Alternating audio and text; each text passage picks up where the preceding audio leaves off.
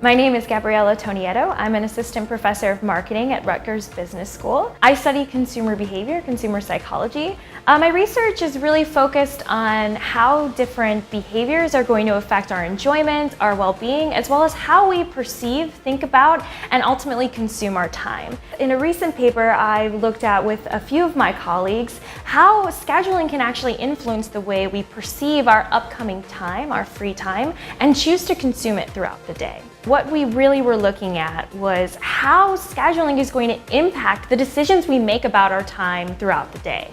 So while we know that scheduling an individual task helps to get that task done, what we don't know is how it might actually influence the way we think about and ultimately make decisions about our free time.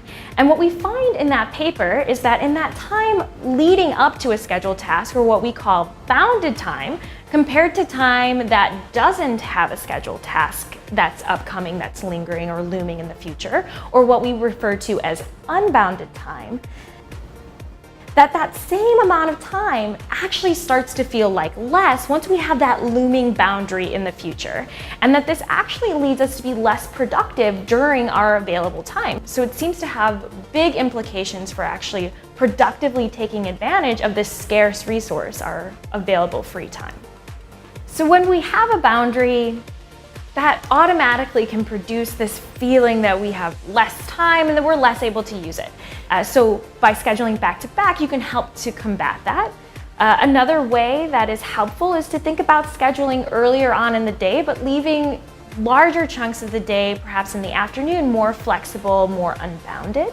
So when you find that scheduling in and of itself is not perfectly under your control, to use those strategies, we do find then that you can think about the tasks you're trying to accomplish within that free time differently to help you get started.